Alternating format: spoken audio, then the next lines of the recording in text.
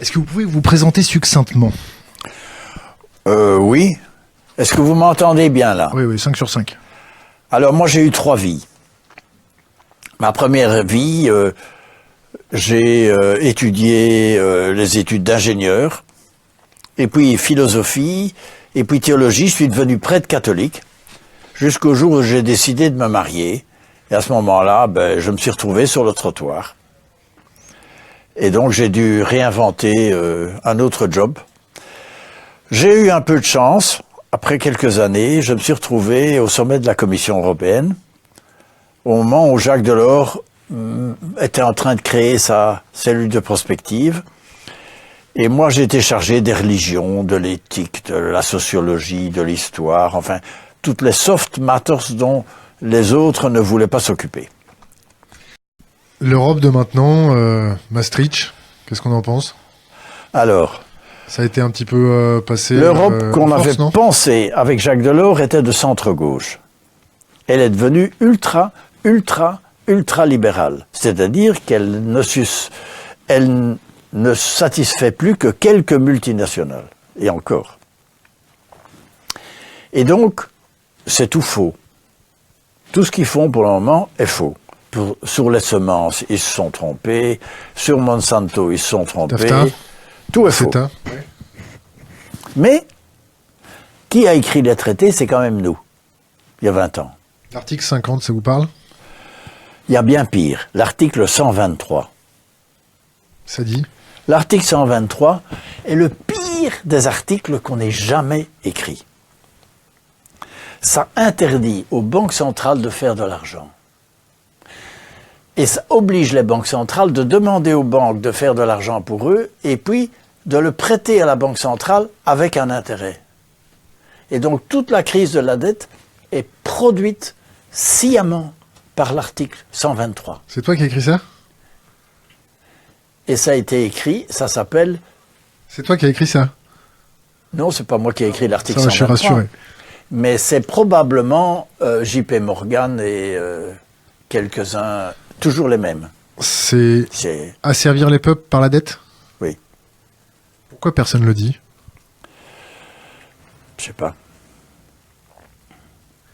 Parce que quand tu le dis, les gens ne publient pas.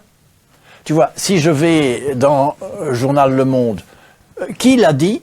C'est Rocard avant de mourir. Et puis il est mort. Son dernier vidéo, tu vas voir sur YouTube, le dernier vidéo de Rocard, il explique ça. C'est Puis il est beau. mort. C'est beau quand même. Oui, c'est pas mal. Pourquoi il faut attendre que les vieux soient vieux pour qu'ils commencent à l'ouvrir? Bon, nous l'avons dit dans le rapport du Club de Rome au Parlement européen. En quelle C'est année? marqué. Qui s'appelle, en français, non à la toute-puissance des banques. Il y a un tout petit sous-titre, rapport du Parlement européen, du Club de Rome au Parlement européen sur la monnaie. C'était quelle année? 2013, 2014. Tu sais ce que ça veut dire? Si on a servi les peuples par la dette. C'est-à-dire qu'ils vont toujours courir pour pouvoir rembourser, et Alors, c'est une concentration de pouvoir extraordinaire. ce qu'on a fait avec la Grèce, tout faux.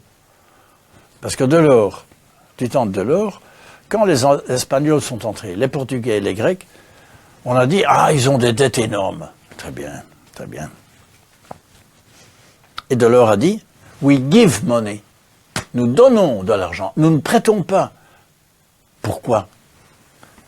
Quand tu vois la gestion du franc français à Bercy, chaque année, on fait les comptes. L'Ardèche est en dessous de zéro. La Drôme est en dessous de zéro. La Corse est en dessous la de Corse zéro. et la Zambèze, la Corrèze. Bon. Que fait Bercy? Ben, il les met à zéro. Et l'empreinte pour eux, sur les marchés. Oui, tout à fait. Mais à 1%. 0,5. Non, ça doit être Tandis 0,5. que si tu dis à la Corrèze d'emprunter sur les marchés, ben, elle va payer 15%. Et donc, Delors a toujours imposé aux chefs d'État qu'à l'intérieur de la zone euro, il faut donner de l'argent, à des conditions. Si tu donnes 100 milliards à la Grèce, ben, ils vont accepter. Par exemple, tu mets comme condition, il faut que l'Église orthodoxe paye ses taxes. Bon. Il n'y a que de l'extérieur que tu peux le faire. Parce que bouger l'église orthodoxe en Grèce, attends, il faut le faire. Bon. C'est une mafia. Mais tu peux dire, hein. C'est une mafia, l'église orthodoxe en Mais Grèce. c'est-à-dire qu'ils sont là depuis... Ils ont été la puissance qui a aidé les Grecs à tenir le coup pendant 700 ans de domination turque. C'est un peu comme l'église catholique en Pologne. Ils font partie de l'identité nationale. Et donc c'est très difficile de bouger à ça. Mais tu peux le dire, écoutez, on vous donne 100 milliards. Mais, next year, l'église doit payer cette taxe. Et on fait venir l'église orthodoxe à Bruxelles et on leur dit, écoutez, voilà. Bon. Ça, c'est le genre de choses qu'on pourrait faire. Mais pour ça, il faut construire l'Europe politique. Et nous, imbéciles, on ne l'a pas fait. Donc Delors est parti en disant, il faut construire, on a fait l'euro, mais il faut le guidon politique pour manager cet euro. Bon, maintenant, on fait quoi? Parce que là, il y a... Il faut construire l'Europe politique. Ouais, non, mais d'accord, faut construire l'Europe politique, mais c'est un peu trop tard quand même. Là, tout le monde réclame des Kaisers, tout le monde veut faire Brexit d'un côté, il y a plus de 50% des Polonais qui se disent, bon, quand même, l'Europe, il y en a un peu marre. Toute l'Europe de l'Est. Il y a une augmentation des nationalismes. Tout à fait. La Catalogne, l'Italie du Nord, les Flamands, Ça me dérange les pas, moi. Basques. Ça, il faut pas tout mélanger. Non, mélange pas. La Catalogne n'est pas du tout un mouvement nationaliste. C'est C'est un mouvement pour le... séparatiste, d'autonomie. Oui, non, c'est un mouvement d'autonomie pour le pognon. Moi, ça me dérange pas qu'on fasse une Europe. Il suffit d'ajouter une petite phrase dans le traité en disant le traité est composé de 28 États membres ou de 384 régions. La fameuse Europe des régions. Ben oui. Pourquoi est-ce qu'on a créé le comité des régions avec Jacques Delors? Ben c'est parce qu'on s'est dit, attends, on ne sait jamais. Autant avoir une structure. Et les imbéciles de Catalans ne sont même pas allés au comité des régions, qui leur a donné la salle de presse, tout ce qu'ils voulaient. Ils n'ont même pas pensé. Bon. Donc c'est quoi l'Europe politique? C'est quoi créer l'Europe politique? C'est d'abord la gestion de l'euro. Il faut beaucoup de force politique pour dire merde aux Allemands. Et ça, il faut une structure politique. Et pour dire, attention, à la fin de l'année, nous ne prêtons pas d'argent aux gens qui sont endettés, mais nous leur donnons avec des conditions. Attends, si tu reçois 200 milliards d'euros, tu peux accepter quelques conditions. 200 milliards, ça fait beaucoup quand même, non? Mais oui, mais attends, le trou de la Grèce, c'est ça, hein? Et le trou de l'Europe, il est à combien? Je sais pas. Mais attends, quand il s'agit de rembourser les banques, ils ont trouvé 700 milliards en 2 jours.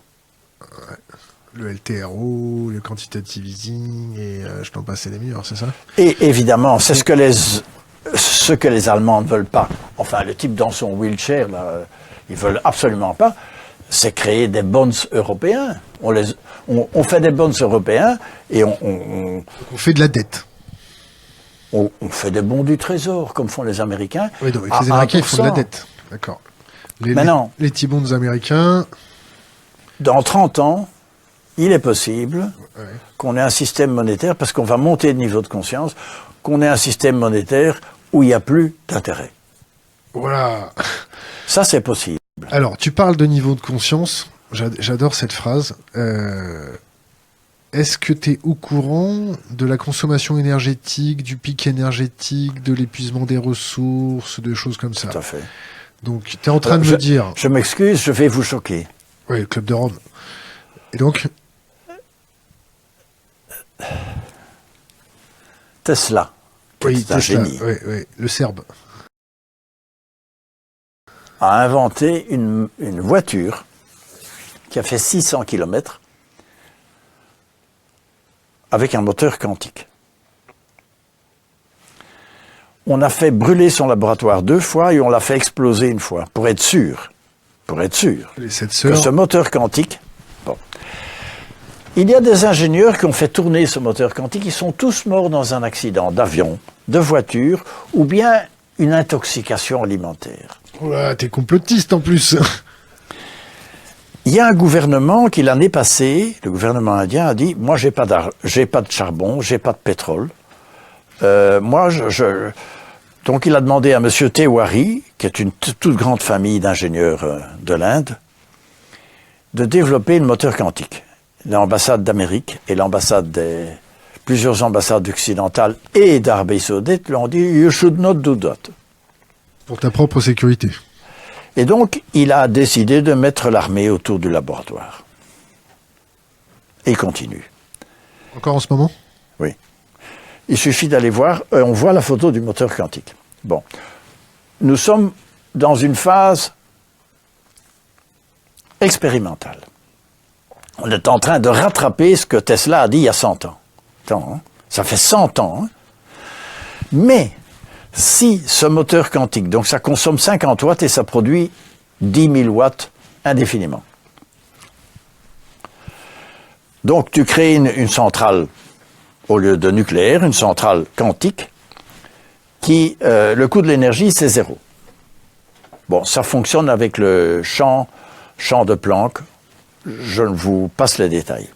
Mais, ce qui est en train de se passer, c'est que ça fout en l'air le programme politique des Russes, des Saoudiens, des Américains, de tout le monde. Parce que toutes les guerres sont autour de tubes de pétrole, pipes. Tu supprimes tout ça et tu mets l'énergie gratuite. Et libre. Et libre. Dans une société immature de transformants. Tu t'es déjà amusé à balancer, on va dire, je sais. 15 kilos de céréales à 150 000 sauterelles? Alors, je dis ceci, c'est que nous sommes devant une société, je dis qu'il y a à peu près 15 chantiers de cet acabit-là qui vont mettre 30 ans à évoluer. Tu ne vas pas arrêter le moteur quantique. Parce que moi, je sais que Tesla avait parfaitement compris. Et donc, on va le retrouver. On va le faire fonctionner, malgré tout le monde, et ça va faire péter tous nos schémas géopolitiques bêtes et méchants. La trilatérale...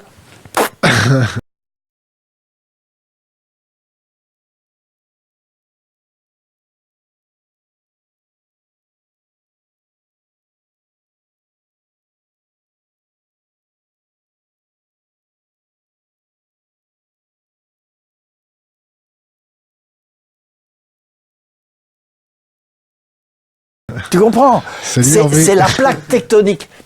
La trilatérale contrôle très bien la vieille plaque tectonique. La nouvelle... Ils savent contrôler la chute des arbres, mais ils ne savent pas contrôler la pousse des arbres, c'est ça? Non, ils ne voient pas la nouvelle plaque tectonique. Tu vois, la plaque tectonique industrielle va entrer en dessous de l'autre. Ils ne la voient pas, la nouvelle. Ils ne la voient pas. Ils ne savent pas la contrôler, ils ne la voient pas. Donc ils sont très forts dans le contrôle du vieux, mais ils ne voient pas le nouveau. Donc c'est juste le contraire de vous. Vous voyez le nouveau et vous sentez le contrôle des vieux. Mais la bonne nouvelle, c'est qu'ils ne parviennent pas à contrôler le nouveau. Ils ne savent pas. Tu ne sais pas contrôler un réseau. Ça travaille en réseau. Ils savent pas contrôler le réseau. Bon, on pourra revenir sur cette notion-là. Je voudrais qu'on revienne sur l'épuisement des ressources. On va admettre que Tesla avait raison.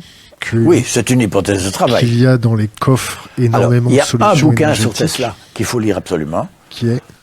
C'est Teodorani. Alors Teodorani est un génie qui est professeur à l'Università di Bologna, mal vu, parce que fou. C'est un surdoué. Et donc son bouquin sur Tesla et sur David Bohm, c'est génial. Absolument génial. Il explique tout ce que Tesla avait compris. Bon. Les fêlés laissent passer la lumière, c'est ça? Non, il explique même que les génies comme Einstein et Tesla étaient des gens qui étaient connectés à la mémoire akashique de l'humanité. Mais enfin bon. Oui. C'est un physicien quantique, hein? Ah ouais. Et il l'explique à partir de la physique quantique. C'est ça qui est passionnant. Bon, là, ça devient un peu mystique. Bon, revenons sur l'énergie libre dans une société transformant, immature. Si je donne l'électricité gratuite à tout le monde, si je donne l'électricité gratuite à toutes les industries, est-ce qu'elles vont, grâce à ça, épuiser encore plus? Qu'est-ce qu'elles vont faire? Est-ce qu'on a 30 ans pour changer la mentalité, alors que ça fait plus de 50 ans qu'on apprend aux gens depuis le berceau qu'il faut consommer sur une fonction exponentielle? Un changement Thomas Kuhn explique ça très bien. Un changement de paradigme, il faut attendre que les vieux schnocks ou bien meurent, ou bien prennent la pension. Il faut 30 ans, minimum. Donc moi je dis, avec Delors, on avait dit attention, c'est il y a 25 ans, on est en train d'y arriver. Je te coupe, parce que là, je suis obligé de te couper. T'as pas l'impression que les vieux schnocks qui sont en train de claquer, ou du moins qui attendent leur pension avec gourmandise, ils ont mis derrière eux, ou ils ont sélectionné les jeunes qui leur ressemblaient, c'est-à-dire déjà vieux? Oui. Mais Thomas Kuhn explique très bien que quand tu arrives avec un Einstein, qui arrive avec la relativité restreinte d'abord, et puis générale, et pour finir, on a tellement pressé sur le pauvre Einstein qu'il a désavoué sa relativité générale, mais il avait raison. Bon. Thomas Kuhn dit il y a 4 stades. D'abord, on t'ignore, et puis on te critique en disant que tu es irrelevant. En plus, parfois, on te fait des menaces de mort. Et le 4e stade, on dit, mais we always said that. Et donc, ce type qui a écrit, c'est rien du tout. Bon. Nous sommes au stade 2, 3. Mais, ce n'est pas un simple petit changement de paradigme. C'est beaucoup plus. Willis Harman explique qu'on change de métaphysique. Alors maintenant, vous tenez bien à votre fauteuil. Allez, accrochez-vous les gars. Accrochez-vous. Il dit ceci. À la Renaissance, c'était un changement de vision, Copernic. C'est pas la Terre qui est au centre, mais c'est le Soleil. C'est la Terre qui tourne autour du Soleil. Attends. Héliocentré. C'était le contraire de tout ce que disait l'Église, les astronomes, enfin tout le monde. Bon, c'était un fou ce Copernic. La vision change et la technologie change. Il y a Gutenberg qui imprime la Bible. Attends, ça change tout. Donc c'était la vision et l'outil. Et aujourd'hui, il dit ceci, la vision, ce n'est pas la matière qui est première, c'est la conscience qui fait se cristalliser la matière. Attends. Ça, c'est ce que dit Willis Harman. Et l'outil, c'est le web open source. Et il dit, ces deux choses-là vont changer le 21e siècle. Nous sommes en pleine Renaissance, mais le début de la Renaissance, ça tape dur, hein. Galilée, attends, il a senti le vent du boulet. Et maintenant, on sent le vent du boulet. Mais Galilée, il a gagné. Et donc c'est exactement, nous sommes au début d'une Renaissance, mais une Renaissance, attends, parce que dire que la conscience est plus importante que la matière, il faut le faire, hein. Tu dis ça dans une université, on te donne 0 sur 20, parce qu'on ne peut pas te brûler, évidemment. Aujourd'hui, on ne brûle plus, mais si on pouvait, on le ferait. Quelles sont les forces de l'ombre?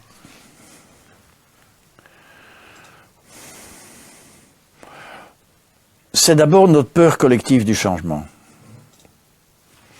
C'est aussi les mafias. Les mafias politiques ou les mafias... Mafias économiques, mafias politiques...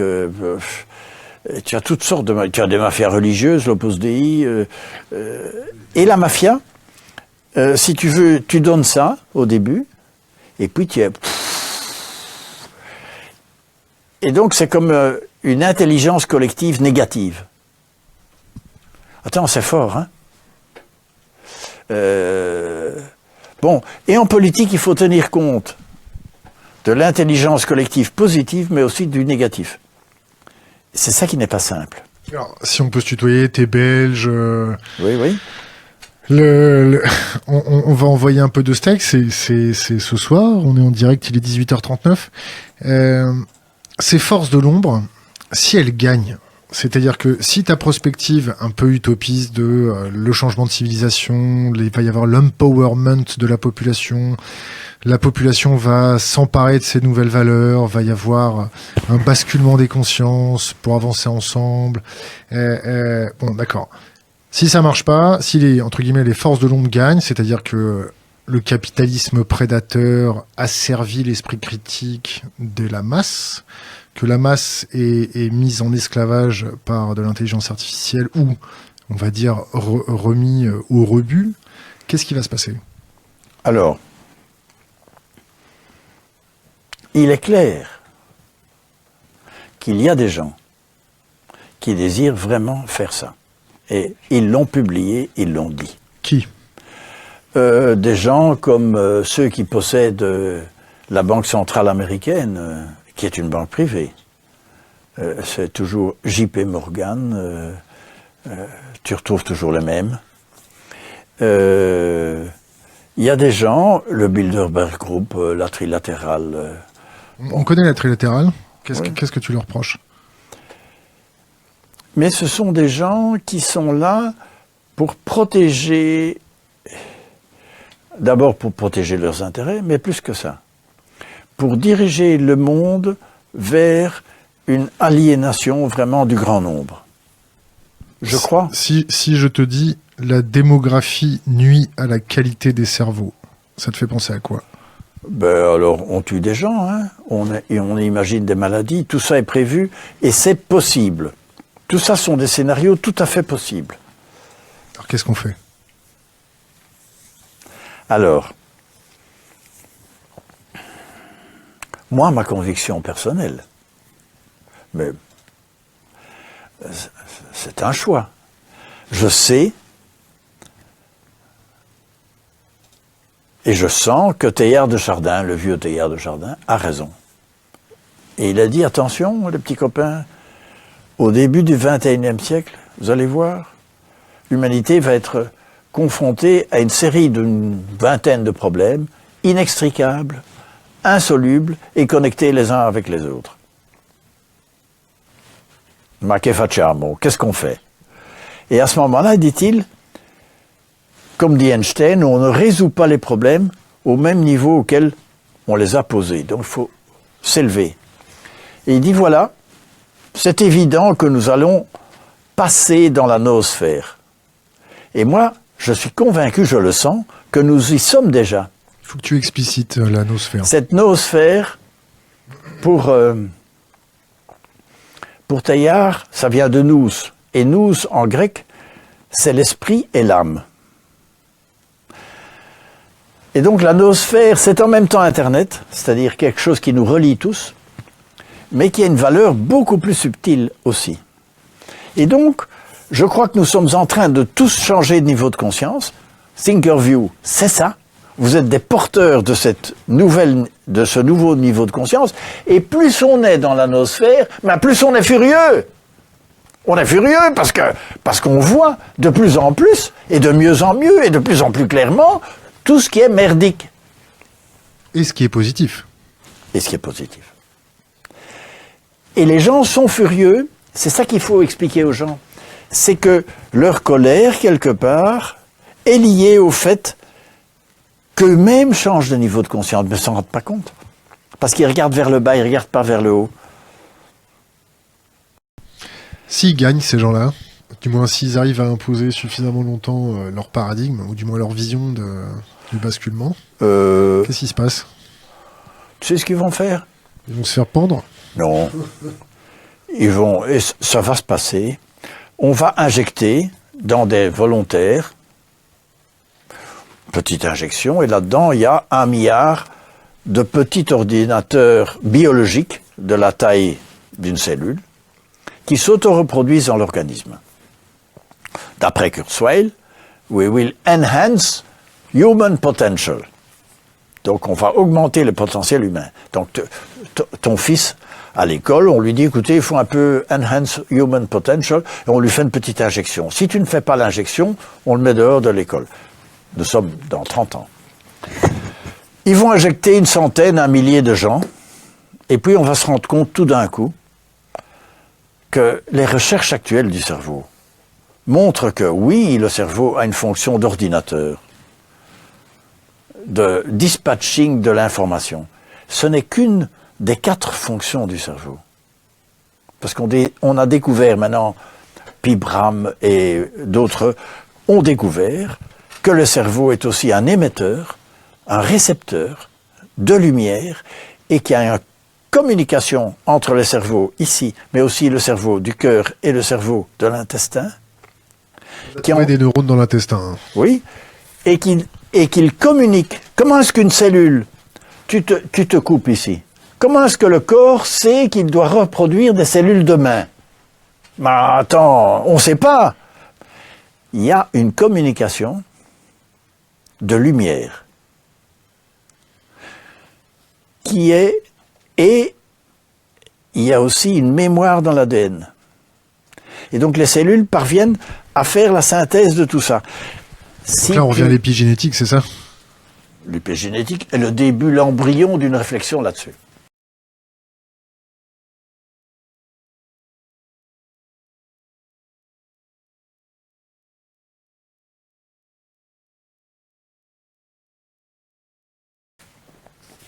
Mais si tu injectes des ordinateurs pour Enhance Human Potential, tu ne fais que, oui, augmenter peut-être, une des fonctions du cerveau, mais tu tues les autres. Et donc tu vas créer des zombies, hein, des Frankenstein.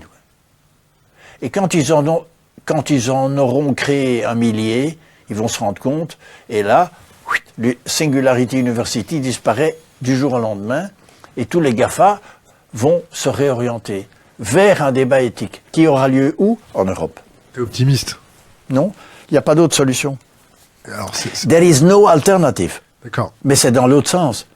L'alternative, c'est les gens qui deviennent fous. On va dire aux gens, quand les gens auront vu dans les journaux et sur Facebook l'état des enfants auxquels on a injecté les fameuses potions magiques, attends, c'est la catastrophe, hein. Et donc il n'y a pas d'alternative, si tu veux. Quelque part...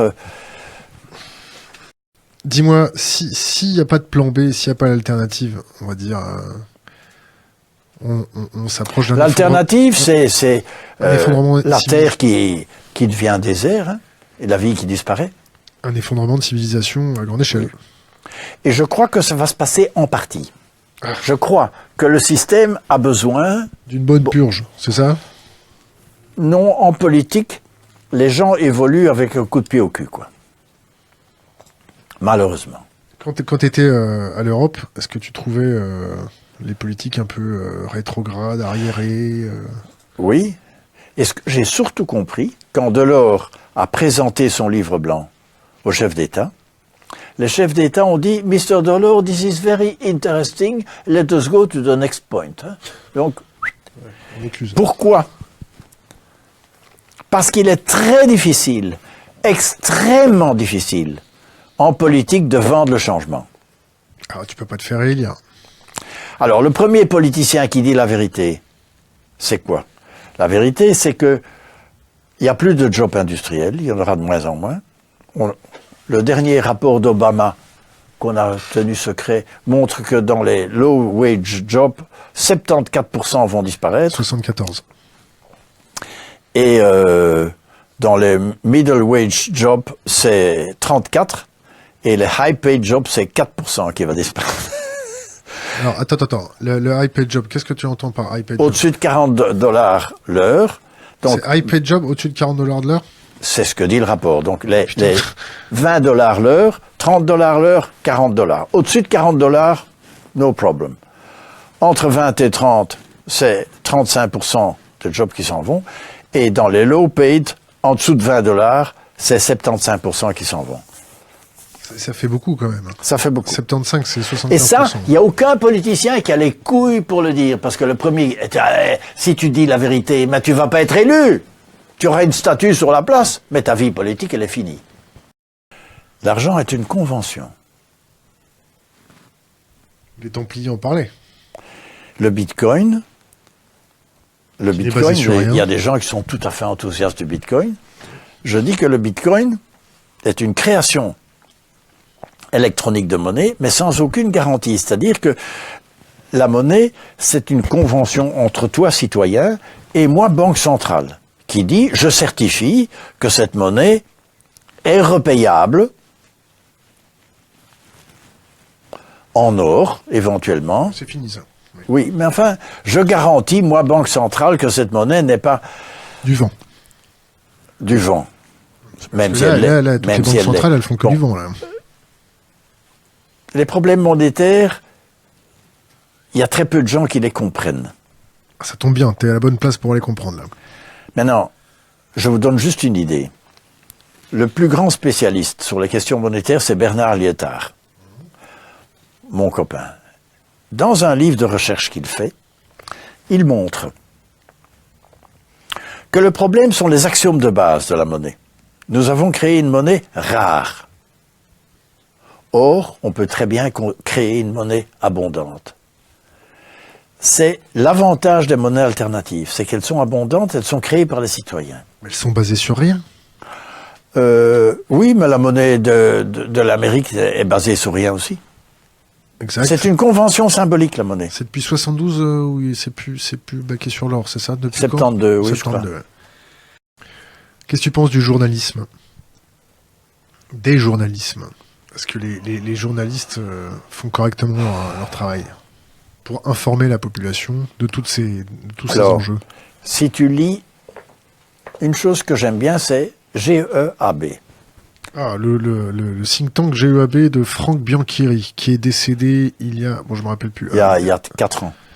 J'avais beaucoup discuté avec lui sur la Syrie quand il était en train de se battre. Continue. Eux montrent, ils ont fait un schéma qui montre que pratiquement toutes les chaînes de télévision, les journaux, tout ce qui est médias et presse est racheté par 4, 5, 6 personnes. Et donc tout est jugulé. Là, la trilatérale marche à fond. Ils ont jugulé complètement les médias. Et donc, par exemple, ils ont décidé qu'on ne parlait pas des BRICS. Brésil, Russia, India, China, South Africa. 4 milliards de gens qui ont décidé de sortir de Bretton Woods. Ils ont fait... De créer une nouvelle banque mondiale, de créer la route, de la soie, etc. On a décidé qu'on n'en parlait pas. Ben non, le mois passé. RT parle de ça. Russia Today en parle. Qui ça? Russia Today. Oui, évidemment. L'agent évidemment. de... Russia Today, oui. China News, oui. Alors, le mois passé,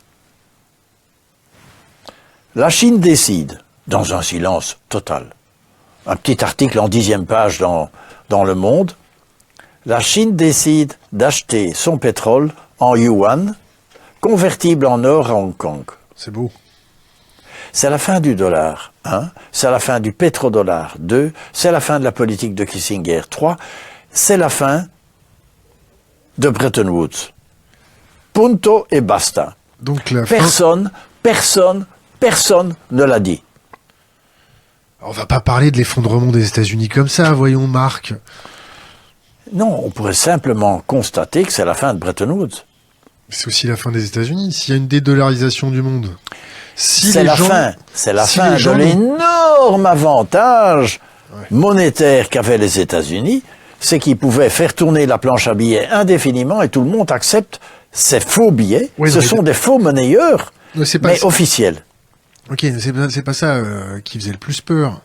C'est que si les Américains te sortaient de la zone dollar, tu te retrouvais un peu en short en plein hiver quand même, non? Non, c'est pire que ça. Le jour où la monnaie américaine redevient une monnaie nationale, on va dire, vous avez une dette 6 000 milliards. qui, non, beaucoup plus que ça, qui correspond à 1, 2 ou 3 fois le PIB mondial. Exact. Bon. Mais dans Do leur you- constitution, do you ils intend- peuvent la répudier. C'est marqué noir sur blanc dans la constitution américaine qu'ils peuvent Le jour où ils répudient leur dette, les bons du Trésor passent à 0. Et donc, le scénario du dollar qui tombe à rien, comme le Deutschmark entre les deux guerres, n'est pas du tout, et ça veut dire que l'armée américaine rapatrie, ça veut dire que la police n'est plus payée, ça veut dire qu'il y a un danger de guerre civile. Tout ça sont des scénarios possibles. J'ai même lu un scénario que le GEAB a théorisé il y a à peu près 5 ans. Un petit peu. Oui. Mais depuis que Banquieri est mort, c'est moins bien. C'est moins bien. Il y a même un scénario qui a été écrit il y a 5... J'ai reçu un bouquin, écrit en allemand, qui s'appelle Palmblatt Manuskripten, écrit en vieux tamoul par des rishis, des sages indiens, au XVIe siècle. Et ils annoncent d'abord qu'un des grands monuments symboliques de la plus grande puissance du monde vont être attaqués par des objets volants. Oula. Je t'avais dit de pas reprendre du jus de raisin quand même. Hein. Et quelques années après, ils annoncent, mais je ne sais pas si c'est vrai, le collapse de la monnaie de ce pays. Donc c'est un scénario possible. Et là, l'euro ne va pas suivre. L'euro va souffrir. T'es en train de me dire qu'on va se faire attaquer par des petits hommes verts qui viennent de l'espace, là? Non. Je crois qu'il y a de la vie dans l'espace, mais je n'en sais pas plus. Marc, merci. À la prochaine. Oui, et alors, on peut aller sur mon site. Ah oui, dis-moi. C'est www.marcleux, donc, en un mot, épelle-le Lux, ça s'écrit Luyckx. Parfait. Marc, merci. Lux.be. Clap de fin. Clap de fin.